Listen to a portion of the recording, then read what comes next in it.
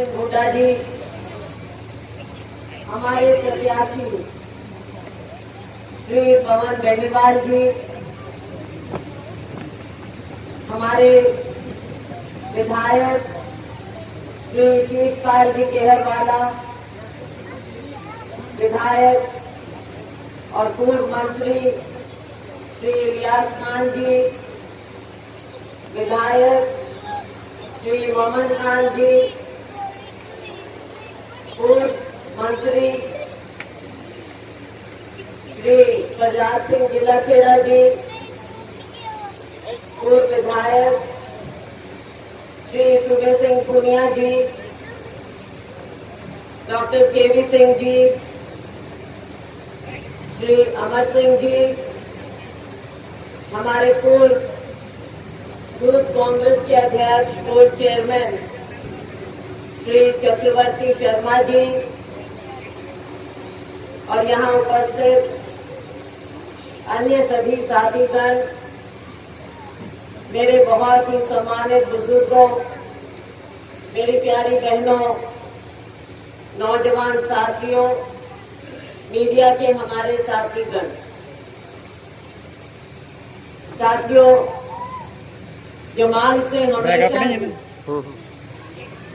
बहुत बहुत प्यार और आशीर्वाद मिलता रहा है। आप लोगों का स्नेह, चाहे मैं यहाँ से आपकी नुमाइंदा रही, एमपी रही या ना रही, हमेशा हमेशा आप लोगों का प्यार और आशीर्वाद मिलता रहा। अभी हम 2 दिन पहले भी आपके बीच में आए, अपनी बात रखी।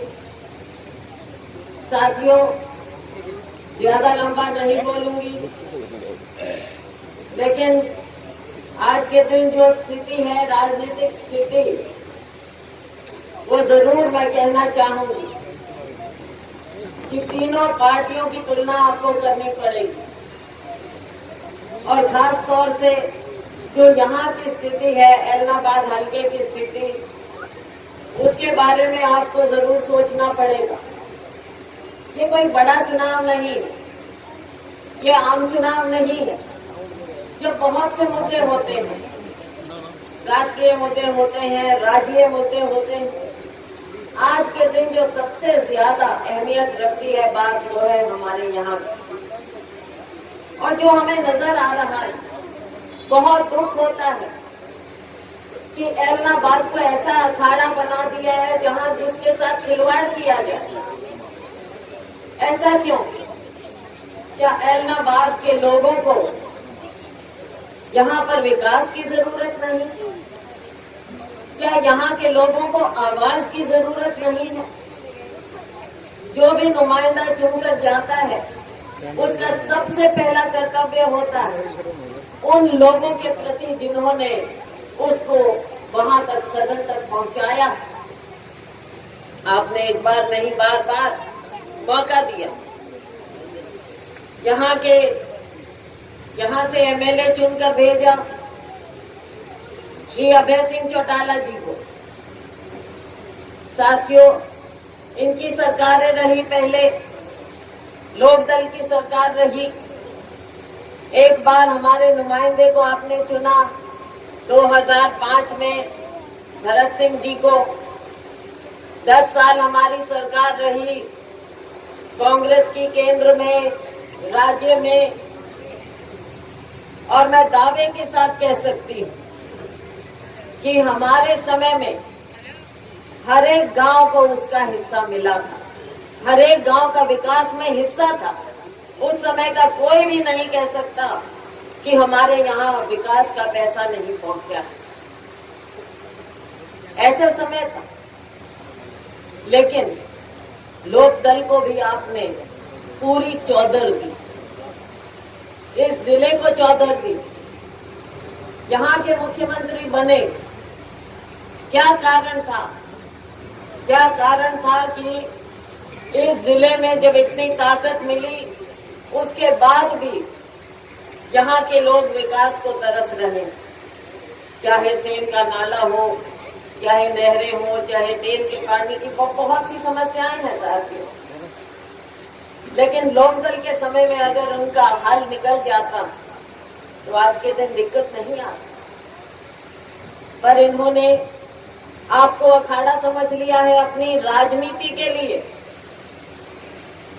सदन में आपकी आवाज उठाते और जैसा हुड्डा साहब कह रहे थे, जब अविश्वास प्रस्ताव लेकर आए तो इनका कर्तव्य बनता था कि यहां की आवाज उठाते, आप लोगों के साथ जो भेदभाव हो रहा है उसके खिलाफ वहां पर बोलते, किसानों के लिए खड़े होते, गरीब आदमी के लिए खड़े होते।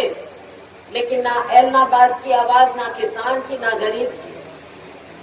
विपक्ष के साथ खड़ा होना चाहिए था, सरकार को कटघरे में खड़ा करना चाहिए था, लेकिन उससे पहले ही इस्तीफा देकर पिछले रास्ते से निकल गए और भारतीय जनता पार्टी सरकार की मदद कर दी। और फिर कहा कि हम तो किसान के साथ खड़े थे। तो साथियों, क्या ना तो किसान आंदोलन खत्म हुआ, ना किसानों पर अत्याचार खत्म हुए।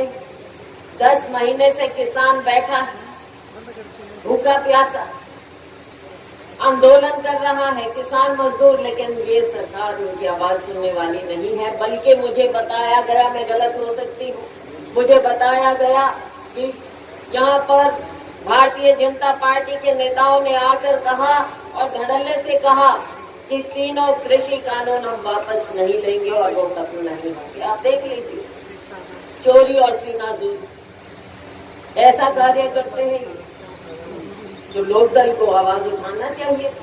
अब क्यों वापस मैदान में आए हैं? क्यों आप लोगों को ऐसे समय में, जब सभी को अपने खेतों में, खलिहानों में कार्य करना होता है, ऐसे समय में चुनाव में, उपचुनाव में धकेल दिया और फिर से कहते हैं कि मुझे आप वोट दो?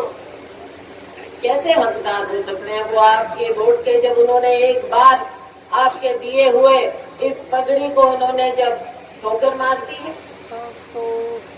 साथियों ये पूछना होगा। रही बात भारतीय जनता पार्टी, भारतीय जनता पार्टी ना कोई उम्मीदवार, भाई 2 बार पवन जी को यहाँ से बनाया था, इन्होंने इस्तीफा दिया भारतीय जनता पार्टी से, अपनी चेयरमैन नहीं छोड़ी, किसानों के साथ खड़े हुए, बाद में हमने इनको पार्टी में लिया।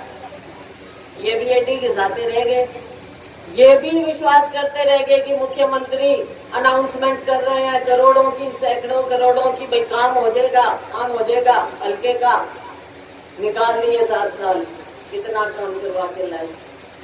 आखिर ये भी निराश होकर भारतीय जनता पार्टी छोड़ गए, क्योंकि किसी का विश्वास उन्होंने रखा ही नहीं।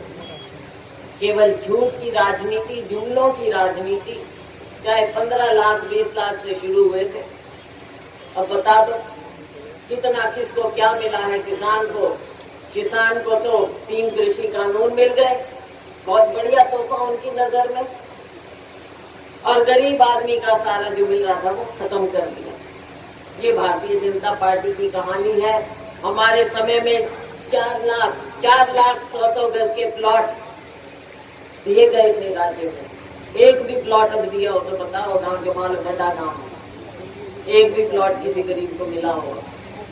अरे महंगाई दिन ब दिन बढ़ती जा रही है, जीना दुश्वार हो गया है। मेरी बहनों को पूछो घर कैसे चला रहे हैं, बच्चों की पढ़ाई, घर का खर्चा, सिलेंडर की कीमत बढ़ गई, कहाँ 400 थी, कहाँ 1000 पार हो रही।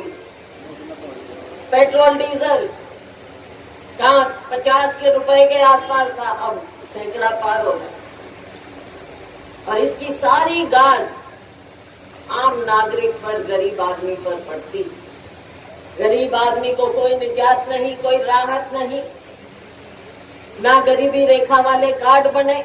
7 साल में एक भी कार्ड बन गया हो तो बताओ, ये मैं जरूर पूछती हूँ, मेरा जी करता है पूछने को। एक भी कार्ड बना के दिया हो, एक भी मकान बना के दिया हो, तो गरीब आदमी क्या उम्मीद रखे इनसे? केवल जात पात की राजनीति, केवल धर्म की राजनीति, और जब सब कुछ फेल हो जाए ना कैंडिडेट बचे ना कुछ और। अब ठीक बता रहे थे हुड्डा साहब, अब भाई जैसे वो गेंद नहीं होती फुटबॉल, कभी उसके पाले में फेंक दो कभी उसके पाले में फेंक दो, अब कौन पकड़े उसको। ना बीजेपी के पास कोई कैंडिडेट ना जजपा के पास कोई कैंडिडेट, वो तो अपने इच्छा छुड़ाने की सोच रहे दोनों। आखिर में एक कैंडिडेट को लेके आए, आखिर में एक दिन पहले लेके आए दूसरी पार्टी से। अब कह दिया भाई धनाटे है, धनाटे लोगों से इनका विशेष लगाव है। भारतीय जनता पार्टी जो बड़े बड़े पूंजीपति होते हैं उनसे बहुत प्यार है, पैसे से बहुत, पैसे वालों से। किसान मरता रहे, पूंजीपतियों का करो फायदा। आम आदमी मरता रहे, बड़ी बड़ी तेल कंपनियों का करो फायदा। तो साथियों, आपसे गुजारिश है कि आने वाली 30 तारीख को कांग्रेस को मजबूत करिए।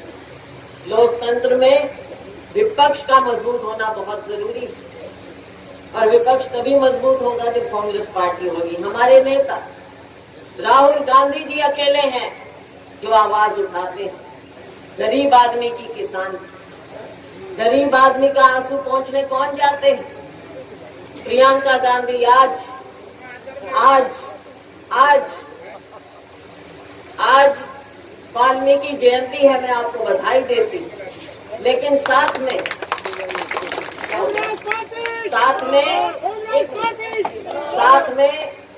वाल्मीकि जयंती हम मना रहे हैं, लेकिन प्रियंका गांधी जी पहुंची हैं यूपी में।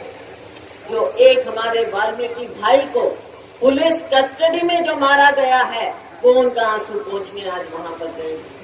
ये अत्याचार गरीब आदमी के साथ एक बार नहीं बार बार होता है। साथियों, हमने अपने समय में, यूपीए के समय में, श्रीमती सोनिया गांधी जी हमारी नेता, राहुल गांधी जी के इशारे पर, उनके दिशा निर्देश पर हमने सफाई कर्मचारियों का एक कानून बनाया, बहुत सख्त कानून बनाया था, लेकिन उसको क्या इम्प्लीमेंट कर रही है ये सरकार। कांग्रेस पार्टी का लगाव हमेशा गरीब आदमी के साथ रहा है।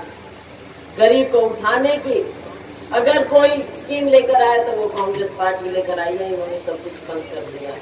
तो साथियों, 30 तारीख को सभी लोग मन बनाए, कांग्रेस पार्टी का साथ दें, विपक्ष को मजबूत करें, ताकि ऐलनाबाद के लोगों की आवाज मजबूत हो और पवन बेनीवाल जी विधानसभा में धड़ल्ले से आपके लिए लड़ाई लड़े।